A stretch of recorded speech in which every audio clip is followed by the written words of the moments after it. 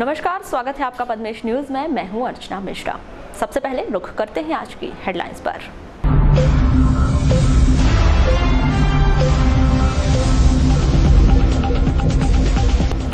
परसवाड़ा के पूर्व विधायक कावरे को हाई कोर्ट से मिली राहत। स्थगन आदेश मिलने की जानकारी से समर्थकों में उत्साह। चुनाव आयोग ने पूर्व विधायक श्री कावरे को लिस्ट जारी कर चुनाव के लिए ठहराया था योग्य। डिप्टी कलेक्टर पीएस धुर्वे निलंबित। पर्यवेक्षाधीन डिप्टी कलेक्टर वीरेंद्र सिंह को सौंपा गया एसडीएम लांजी का पदभार। टेंडर प्रक्रिया के पेंच में फंसी नौनिहालों की गणवेश। प्राइमरी स्कूल के 65,000 छात्रों को अब भी गणवेश का इंतजार। शासन के नकली बीज ने किसानों की मेहनत पर फेरा पानी। किसानों ने सांसद से की शिकायत। और अवैध शराब बिक्री पर रोक लगाने ग्रामीण महिलाओं ने संभाला मोर्चा। हाथों में डंडा लिए गांव की कर रही पहरेदारी। नेत्रा का मामला। और अब समाचार विस्तार से। पूर्व विधायक रामकिशोर कावरे को माननीय हाई कोर्ट से स्थगन आदेश मिलने की जानकारी सामने आई है, जिनमें उनके समर्थकों में उत्साह की लहर व्याप्त है। आपको बता दें कि निर्वाचन आयोग ने हाल ही में 22 लोगों की सूची जारी कर उन्हें आगामी चुनाव के लिए अयोग्य करार दिया था, जिसमें पूर्व विधायक परसवाड़ा श्री कावरे का भी नाम शामिल था, जिस पर परसवाड़ा के पूर्व विधायक श्री कावरे ने हाईकोर्ट जबलपुर में याचिका दायर की थी, जिस पर हुई सुनवाई में हाईकोर्ट के द्वारा चुनाव आयोग के आदेश पर रोक लगा दिए जाने की जानकारी सामने आई है। इस संदर्भ में जानकारी देते हुए भाजपा विधि प्रकोष्ठ के पदाधिकारी व अधिवक्ता सुरेंद्र शुक्ला ने बताया कि माननीय हाईकोर्ट ने पारित आदेश पर रोक लगाई है। वहीं चुनाव आयोग के द्वारा अब अपना पक्ष रखा जाएगा। अगली सुनवाई 24 अक्टूबर को होनी है।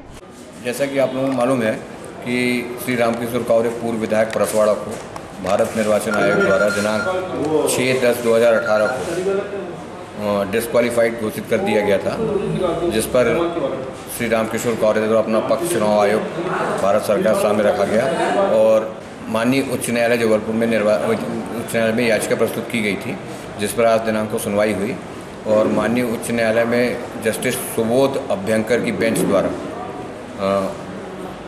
चुनाव आयोग द्वारा पारित किए गए आदेश पर रोक लगा दी गई है और आगामी सुनवाई की तारीख दिनांक 24/10/2018 नियत की गई, जिसमें चुनाव आयोग को अपना पक्ष रखना है।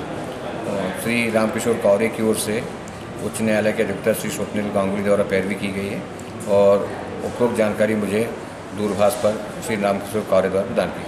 वहीं पूर्व विधायक परसवाड़ा श्री कावरे के आंवलाझरी स्थित कार्यालय में जश्न का माहौल नजर आया, जहां समर्थकों ने आतिशबाजी कर मिठाइयां बांटी।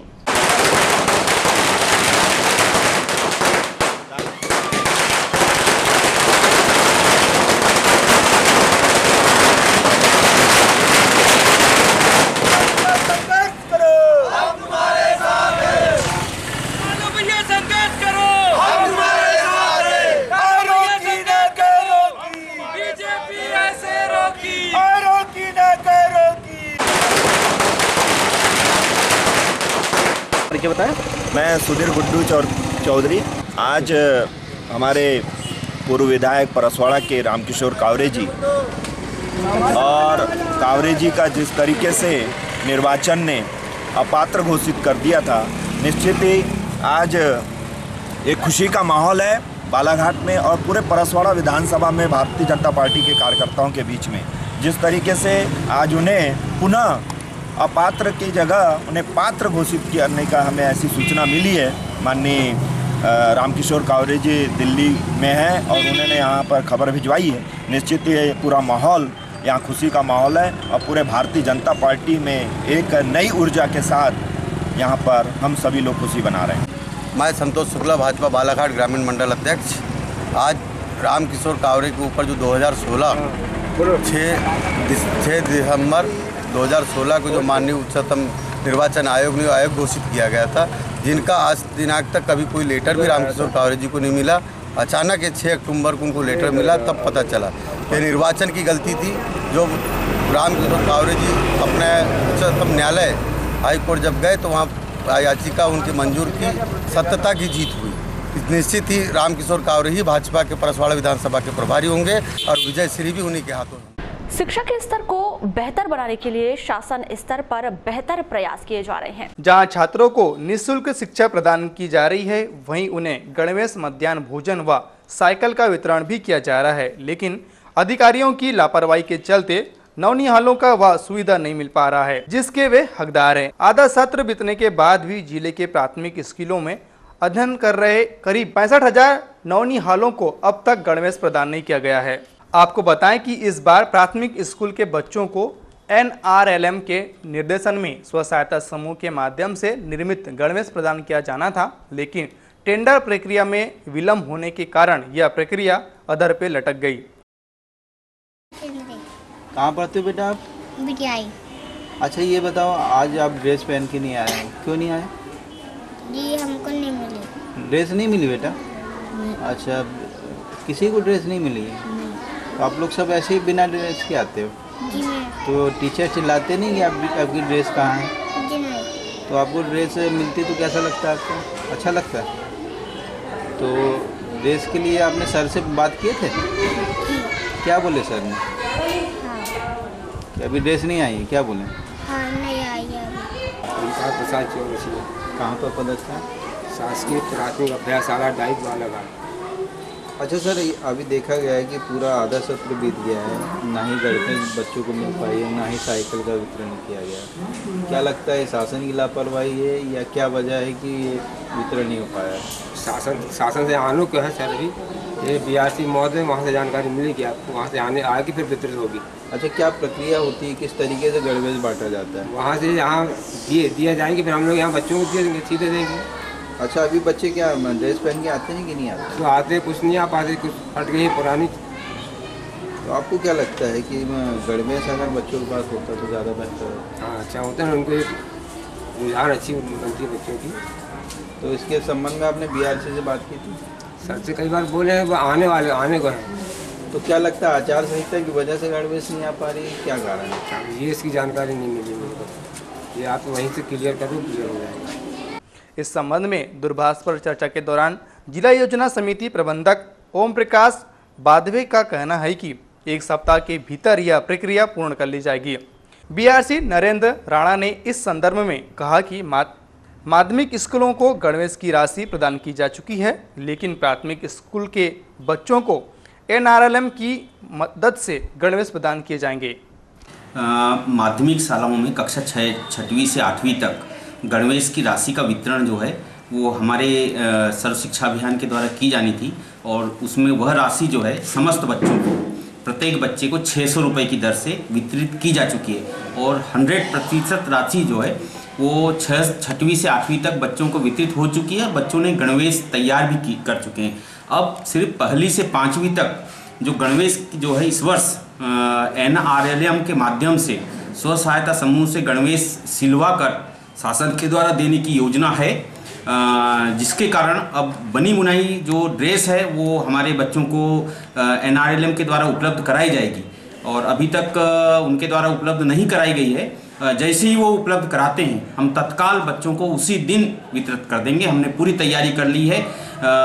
बच्चे की एज वार अलग अलग जो है बनाया जा चुका है, और वो जैसे ही हमको उपलब्ध कराएंगे हम तत्काल जो गणवेश का वितरण कर देंगे। सर, इस संबंध में NRLM अधिकारी से आपकी चर्चा हुई होगी, क्या बोले, ऐसी कोई जानकारी? हाँ, हम बीच बीच में जो है ये ध्यान आकर्षण कराते रहते हैं, NRLM के अधिकारियों को भी बताते रहते हैं। माननीय कलेक्टर महोदय को भी हमारे DPC महोदय ने बता चुके हैं। उनका कहना है कि हम बहुत जल्द आपको गणवेश दे रहे हैं, लेकिन जो है जैसी गणवेश आएगी, क्योंकि गणवेश बनवाने का काम हमारे हाथ में नहीं है, यह काम जो है NRLM के पास में है और समूह के द्वारा वो तैयार कराएगा। तो यदि वो जैसी ड्रेस तैयार करते हैं तो हम वितरित कर देंगे। अच्छा सर, एक चीज़ और देखी जा रही है कि जो साइकिल का जो वितरण होना था वो भी काफ़ी डिले हो गया है, और अभी तक साइकिल का वितरण नहीं हो पाया, क्या कारण? साइकिलें जो है भोपाल से बनकर कक्षा 6वीं और 9th के बच्चों के लिए मिलती है, जिनके गांव में मिडिल स्कूल और हाई स्कूल नहीं होते, इन बच्चों को साइकिल वितरण किया जाना होता है। तो हमने अपने स्तर से पूरी तैयारी कर ली है।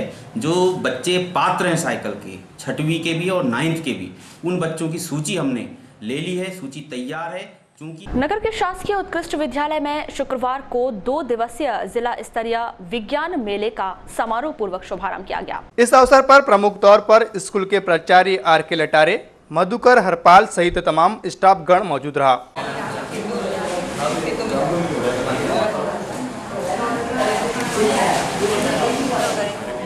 पानी पहुंचा नहीं सकता।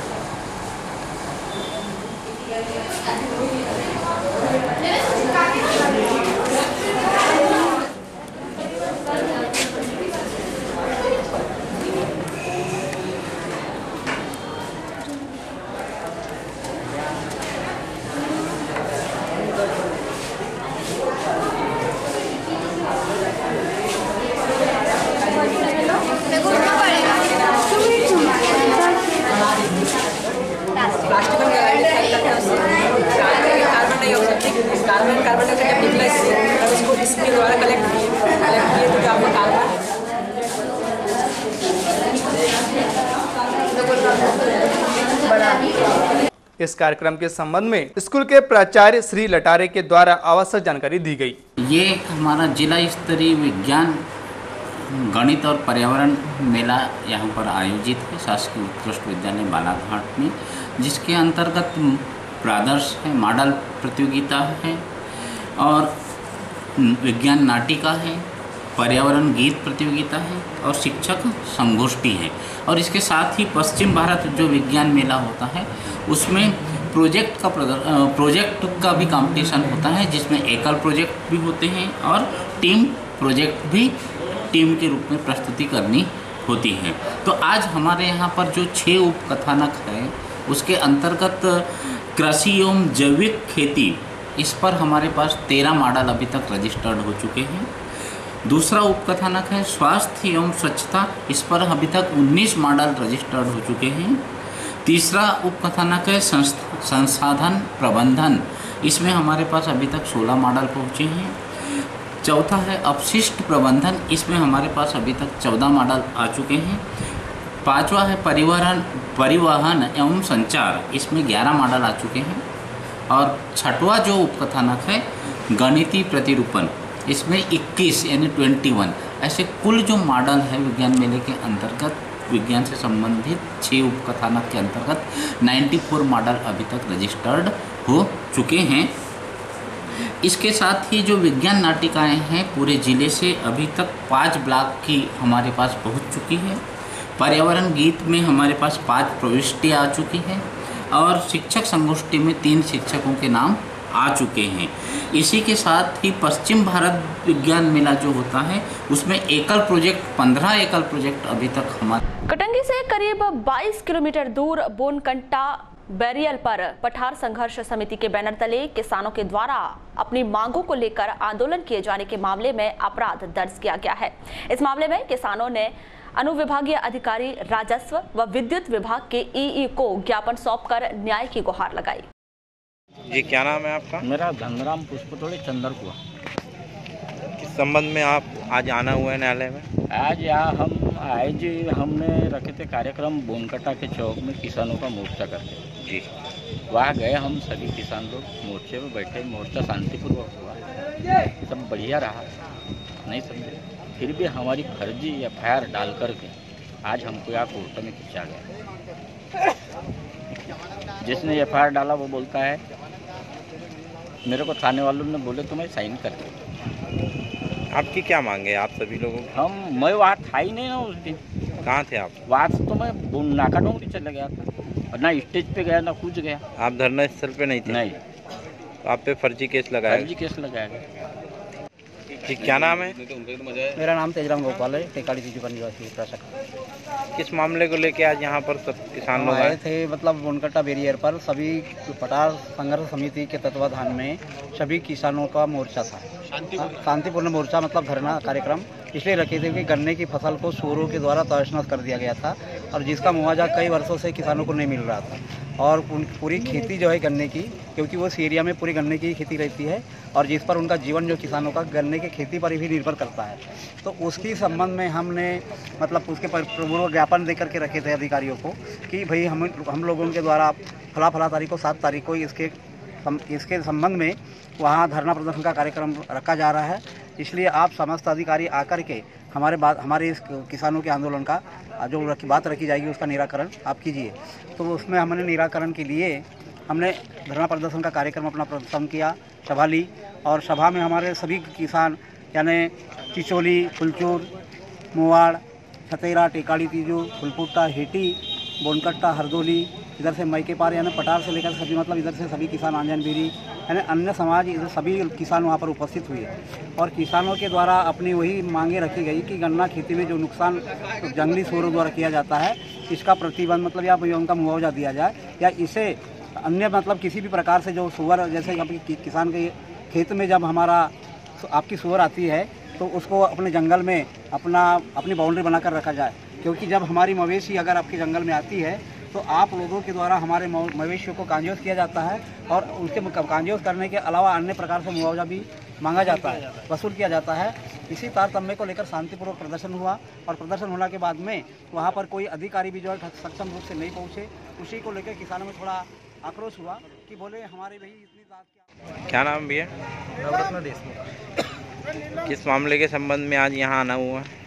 गत वर्ष 2017 में बुनकट्टा बैरियर चौक पे जंगली सूअरों द्वारा जो किसानों की फसल को बर्बाद किया जा रहा था, खासकर गन्ने की फसल को, उसको लेकर एक शांतिपूर्ण धरना प्रदर्शन वहाँ पे हुआ था हमारा। उस संबंध में न जाने कहाँ से राजनीतिक षड्यंत्र हुआ। और क्या नाम है भैया?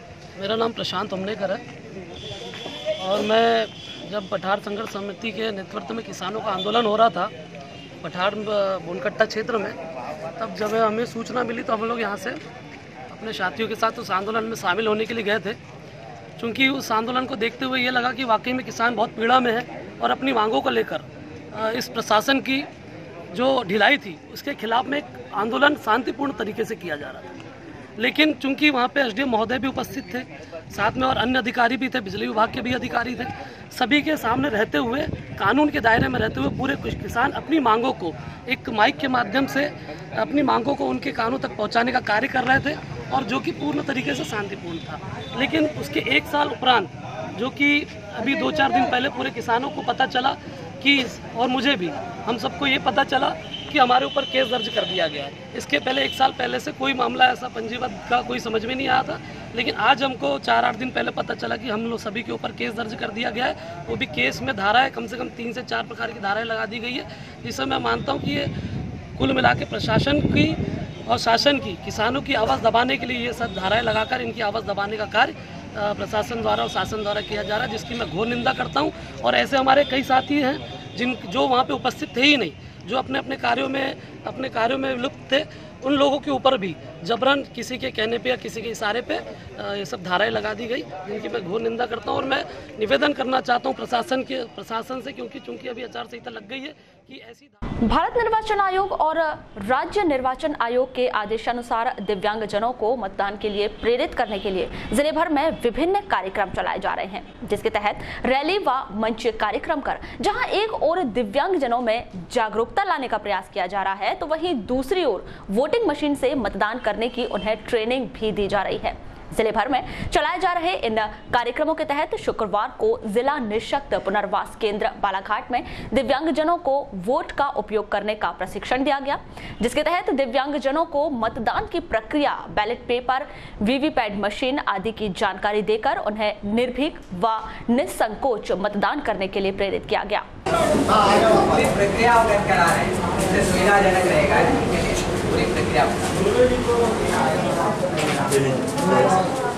ये यहाँ पर चिन्ह लाल हो गया है, अगर जिसे भी मतदान किया उसके पश्चात इस वीवीपैट में पर्ची दिखाई देगी कि हमने जिसे मतदान किया वही उसी व्यक्ति को मतदान हुआ है या नहीं।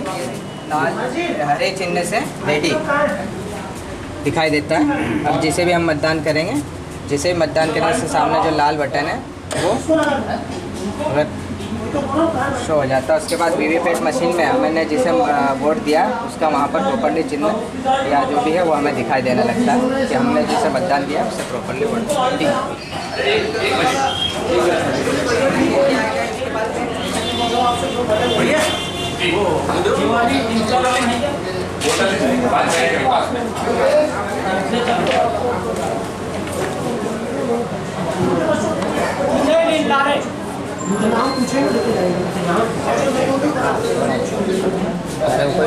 ये यहाँ से ठीक है।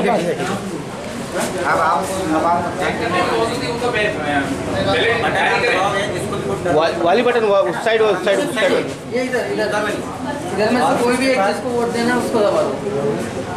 उसके बाद आपने किसको वोट दिया यहाँ बताइए। यहाँ पे दिखेगा आपको, खुद ही दिख जाएगी, वो दिख जाएगा। क्या नाम आपका? उदल लिल्लार।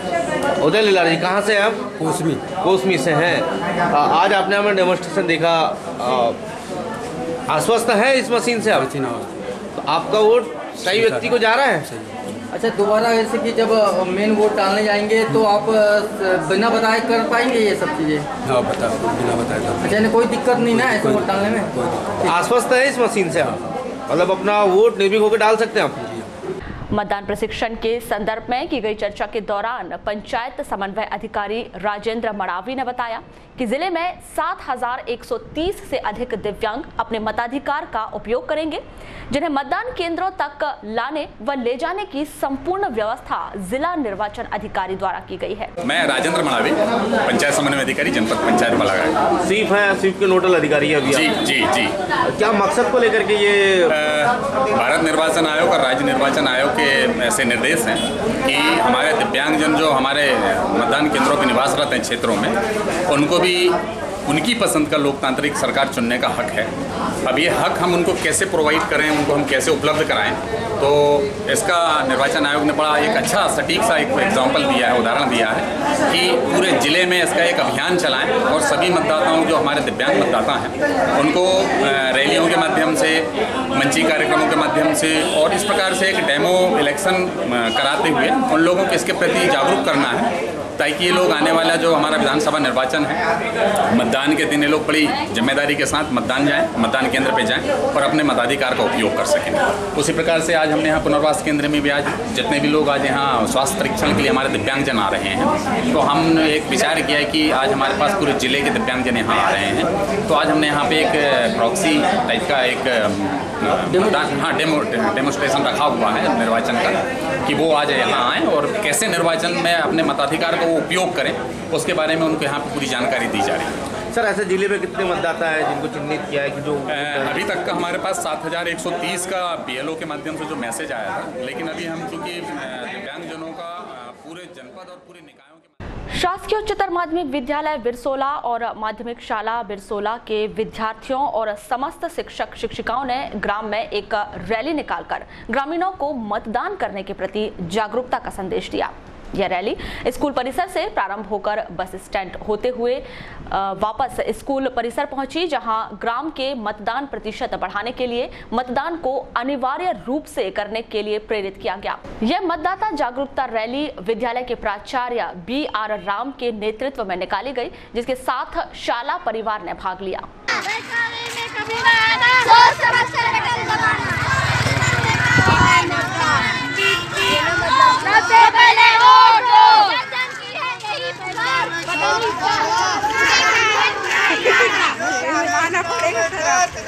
उसका समझो बुरा इरादा, अरे काम छोड़ दो,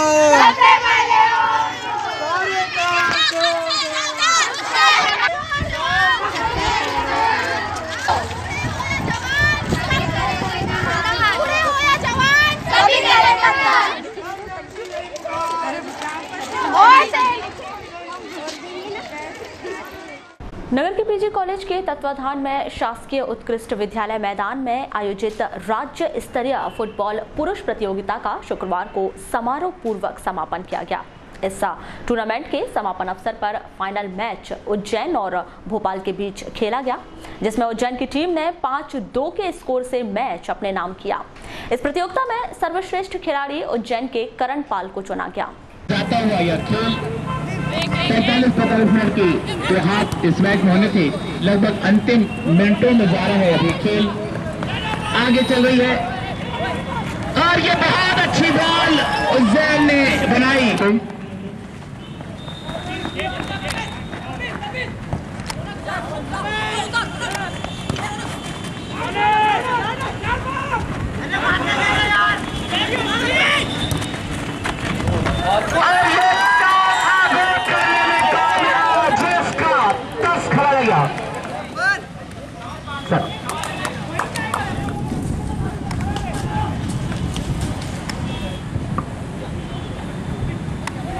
सभी हमारे टेक्निकल ऑफिशियल्स जो है वो कृपया मंच पर आ जाए, जिससे हम नए समाप्ति के तुरंत पश्चात अपने पुरस्कार वितरण की कार्रवाई को अंजाम दे सकें। विवेक हरवाल एवं साथी अरविंद देवरिया। लगता है निरंतर ही कर दिया है भोपाल को, कहीं का नहीं छोड़ा भोपाल को, कहीं का नहीं छोड़ा। 15 नंबर की जैसी द्वारा यह शानदार खेल। सब खिलाड़ी को यह कहा कि अभी मैच चल रहा है, आप अपने जर्सी में ही इनडिसिप्लिन रहता है इस प्रकार से व्यवहार करना खेल के बीच में। बधाई के पात्र है उज्जैन के खिलाड़ी, सभी खिलाड़ी।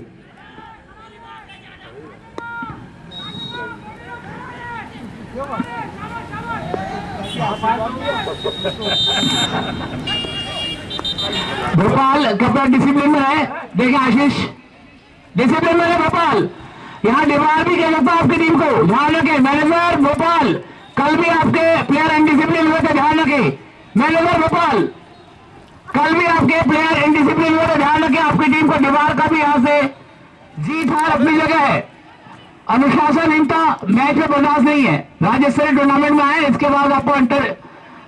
ये फुटबॉल एक जुनून है। फुटबॉल यदि आपने करियर बनाया तो आज के जमाने में फुटबॉल में न केवल खेल के प्रति आपका प्यार, बल्कि आपको बहुत अच्छा इंग्लैंड फॉरेन जाने का हम चांस देंगे। फॉरेन वहाँ बेच के आप जब उन खिलाड़ियों के बीच में खेलेंगे, जब वो जुनून देखेंगे। आज देखिए T20 क्यों शुरू हुआ, फुटबॉल के देखते शुरू हुआ। दिन भर का कहाँ गेम खेलेंगे, और T20 शुरू किया उन्होंने। अभी बहुत सारे फुटबॉल ग्राउंड को, मैं बुरहानपुर गया था अभी, वहाँ पर अंडर 17 का फाइनल हुआ चैंपियनशिप का, वहाँ बुरहानपुर में डे एंड नाइट कर दिया। अभी कई जगह सिवनी में हम डे नाइट कर रहे हैं।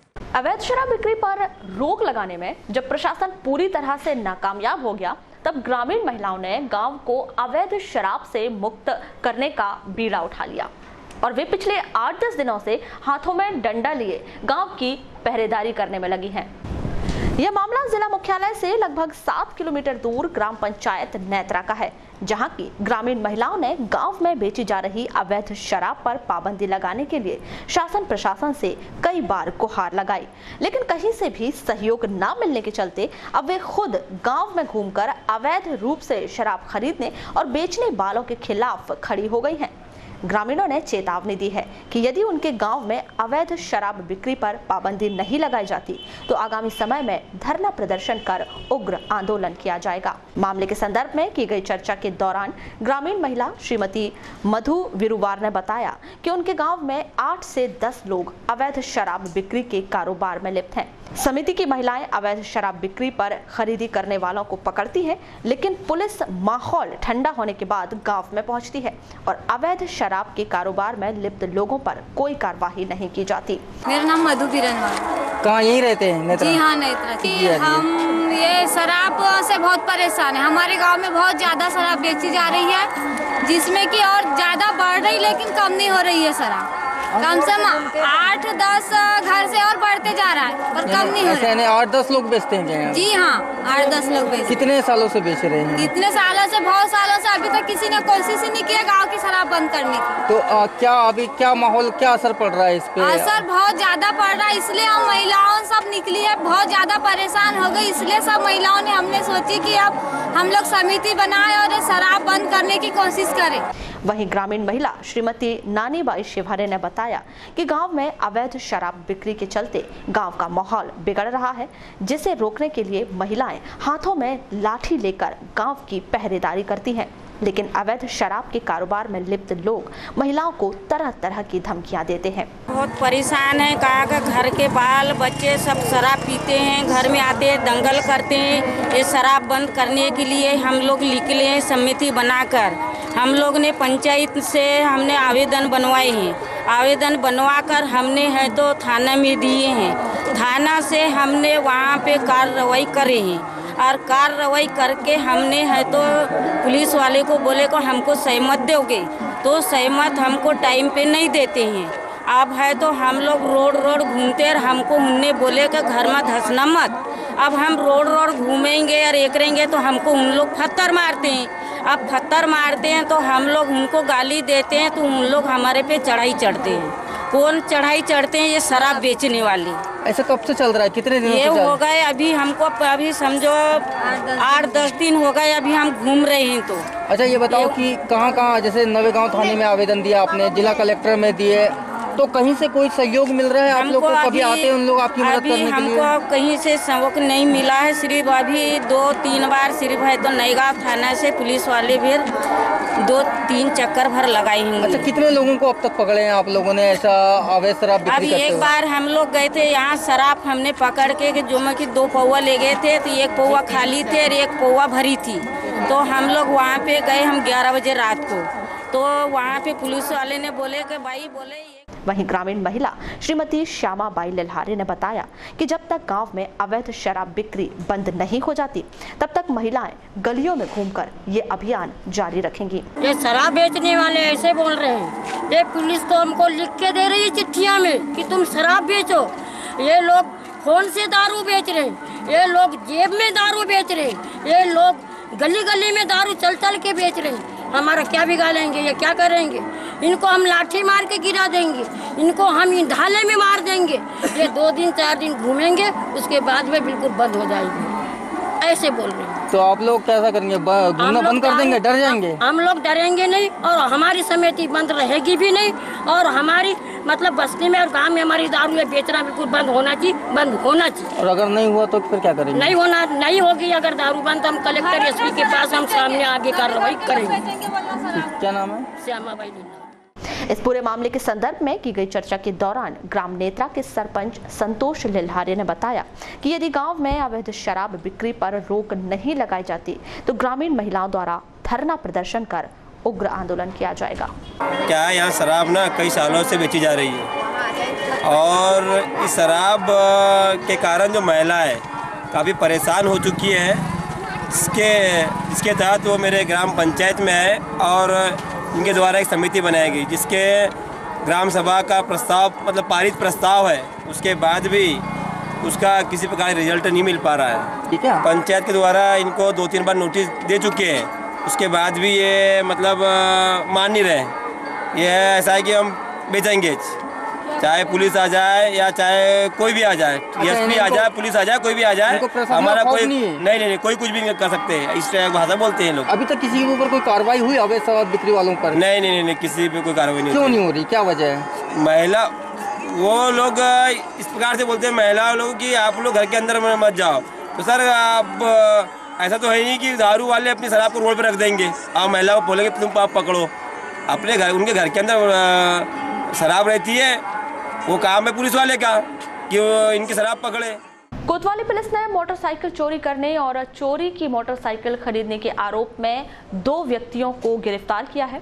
गिरफ्तार आरोपियों में धर्मेंद्र पांडव प्रेमनगर बालाघाट व काशीराम डोंगरे ग्राम चिल्लौद का निवासी है। आदिशक्ति मां भवानी की उपासना का महापर्व नवरात्र धार्मिक आस्था और उल्लास के साथ मनाया जा रहा है। नगर में जगह जगह विराजित मां दुर्गा की प्रतिमाओं के दर्शन को बड़ी संख्या में श्रद्धालु नगर मुख्यालय पहुंच रहे हैं। वहीं दुर्गा के पंडालों में रोजाना विविध धार्मिक कार्यक्रमों का आयोजन किया जा रहा है। नगर के बस स्टैंड स्थित सिंह वाहिनी दुर्गा उत्सव समिति के द्वारा शुक्रवार को धार्मिक गीतों का कार्यक्रम आयोजित किया गया, जिसमें श्रद्धालुओं ने बढ़ चढ़कर हिस्सा लिया।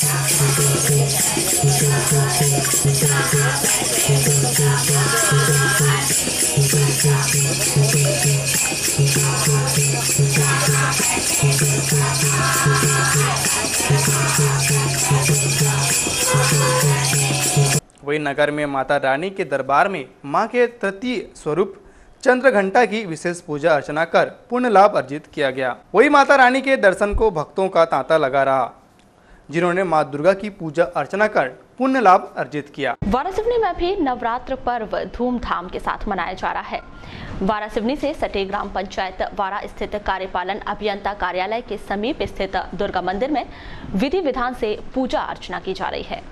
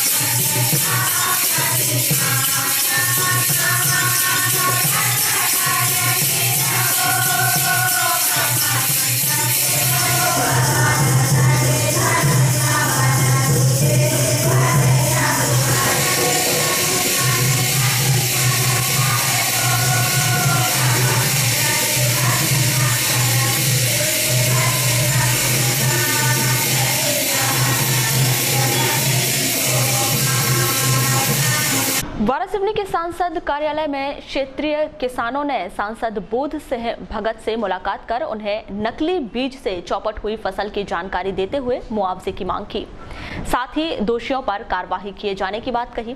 आपको बता दें कि कृषि विभाग द्वारा इस वर्ष शासन की निःशुल्क बीज वितरण योजना के अंतर्गत हाइब्रिड धान के बीज का वितरण किया गया था। कौन से गाँव से आप? रेंगा जैन है ना। तो ऐसे कुछ जानकारी मिली कि कुछ बीज की शिकायत हुई आपको करके? पैसा ये कौन सा बीज है जो शिकायत हुई? हाइब्रिड वाला है 3 किलो वाला। हाइब्रिड 3 किलो वाला, क्या नाम है इसका?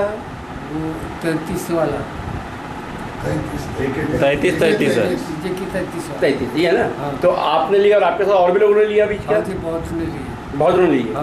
तो इसमें क्या शिकायत आ रही है आपको बीज में? खाने निकला अच्छा, और अभी करपा टाइप का काला हो गया।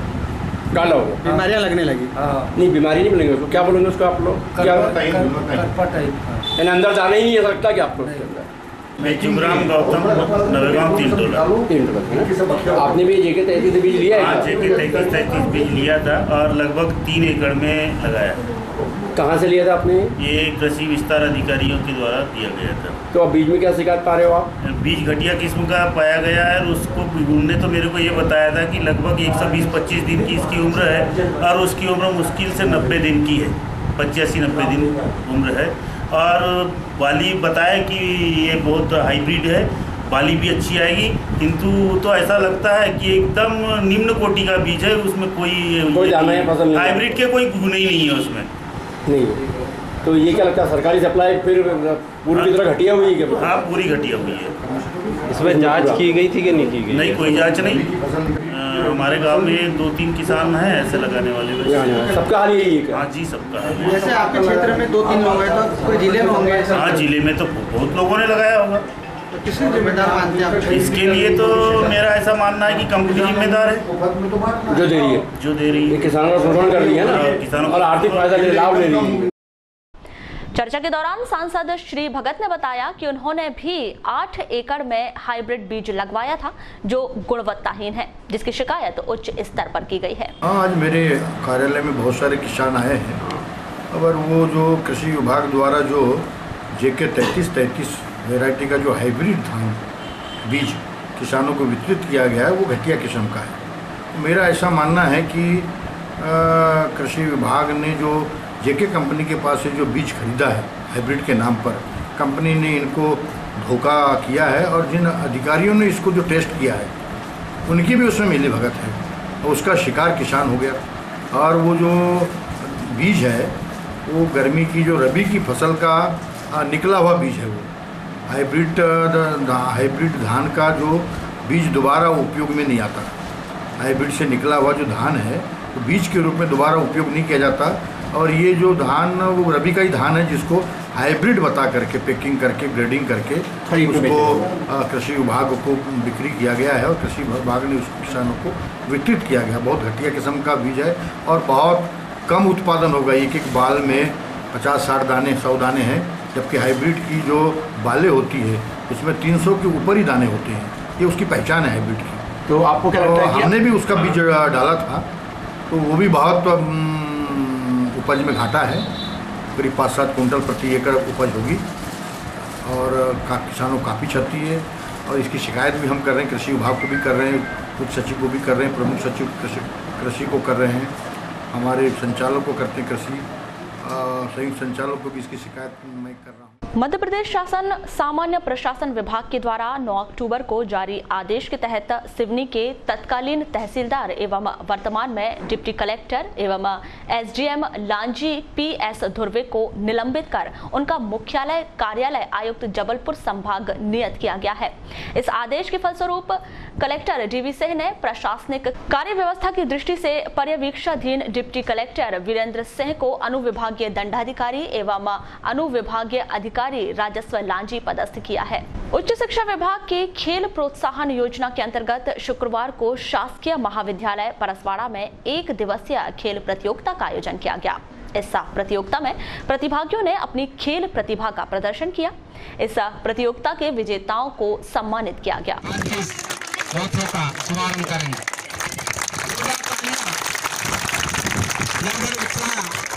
है और उत्साह के साथ ही हम लोगों को पूरा प्रारंभ से समापन तक सहयोग करना है।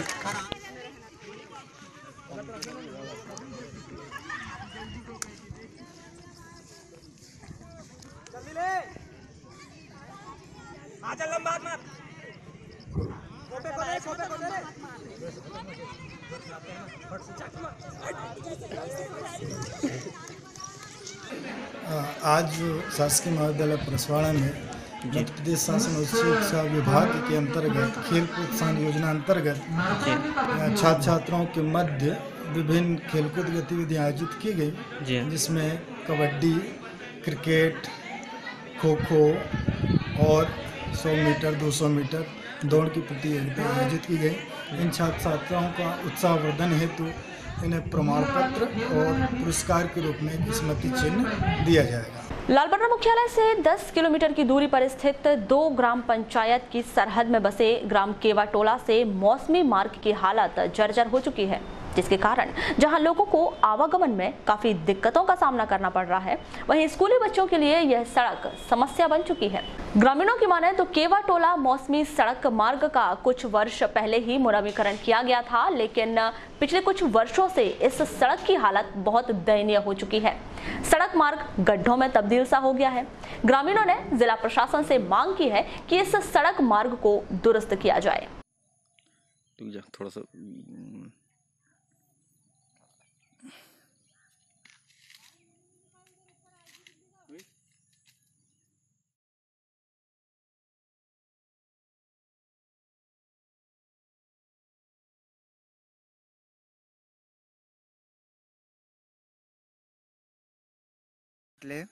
कहाँ रहते हो? ये केवाटोला में रहता हूँ मैं। तो क्या समस्या आ रही रोड? समस्या ये है कि ये रोड जो केवाटोला से मौसमी के बीच में जो रोड बनी हुई है, यहाँ से स्कूल के बच्चे आने जाने में बहुत ज़्यादा प्रॉब्लम होती है। कई बच्चे गिर जाते हैं आने जाने, मोटरसाइकिल वाले कई बच्चे गिर जाते हैं, बच्चे तो आदमी गिर जाते हैं। इसके से बहुत भारी समस्या हो रही है, बड़े बड़े गड्ढे हो चुके हैं। तो इस मार्ग से कहाँ कहाँ के ग्रामीण लोग आना जाना करते हैं? इस मार्ग से मौसमी के ग्रामीण आना जाना करते हैं, धारावासी हो गया, मानूटोला हो गया और केवाटोला के सभी लोग आना जाना करते हैं। तो ये कब से है इस प्रकार की समस्या? कितने सालों से? इस प्रकार की समस्या 1 साल हो गया। सरपंच को बताया गया था, लेकिन उन्होंने सिर्फ 1 या 2 गाड़ी मुरम डालकर बनाया था, जिसकी वजह से पूरी रोड कंप्लीट नहीं हो पाई है और जैसी की वैसी हालत हो चुकी है। तो गांव वालों ने मांग वगैरह नहीं की? मांग करे थे, लेकिन बस सरपंच ने आश्वासन दिया है कि बन जाएगी कहकर, लेकिन हमारी उनसे ये निवेदन है कि वह जल्द से जल्द ये रोड को बनाएं। लालबर्रा के अंतर्गत आने वाले ग्राम पंचायत घोटी के शासकीय स्कूलों के छात्र छात्राओं के द्वारा शुक्रवार को मतदाता जागरूकता अभियान के तहत रैली निकालकर ग्रामीणों को मतदान के प्रति जागरूक किया गया।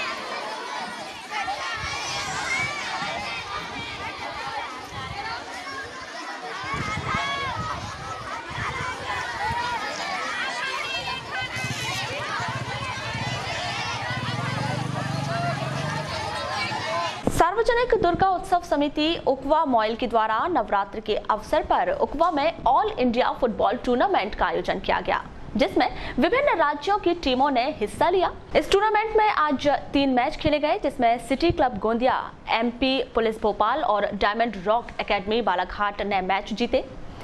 इस टूर्नामेंट का समापन 19 अक्टूबर को होगा।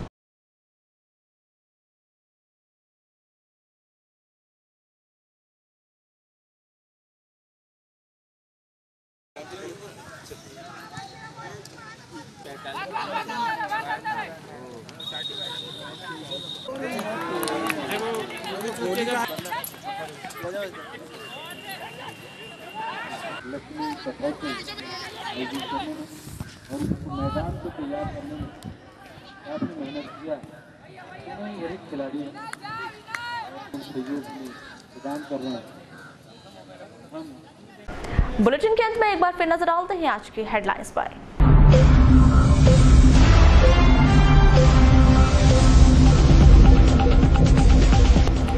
परसवाड़ा के पूर्व विधायक कावरे को हाई कोर्ट से मिली राहत, स्थगन आदेश मिलने की जानकारी से समर्थकों में उत्साह।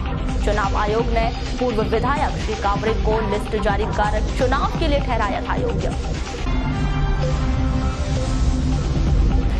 डिप्टी कलेक्टर PS धुर्वे निलंबित, पर्यवेक्षाधीन डिप्टी कलेक्टर वीरेंद्र सिंह को सौंपा गया SDM लांजी का पदभार। टेंडर प्रक्रिया के पेंच में फंसी नौनिहालों की गणवेश, प्राइमरी स्कूल के 65,000 छात्रों को अब भी गणवेश का इंतजार।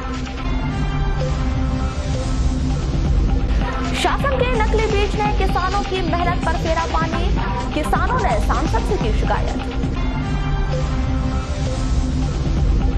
और अवैध शराब बिक्री पर रोक लगाने ग्रामीण महिलाओं ने संभाला मोर्चा, हाथों में डंडा लिए गांव की कर रही पहरेदारी। नेत्रा का मामला। तो ये थी अभी तक की खास खबरें। पद्मेश न्यूज की ज्यादा जानकारी के लिए आप हमारी वेबसाइट www.balaghatexpress.in पर भी लॉग इन कर सकते हैं। इसके अलावा आप अपने एंड्रॉइड फोन से प्ले स्टोर पर जाकर बालाघाट एक्सप्रेस ऐप भी डाउनलोड कीजिए। तो आज बुलेटिन में बस इतना ही। अगले न्यूज बुलेटिन के साथ फिर मुलाकात होगी, तब तक के लिए नमस्कार।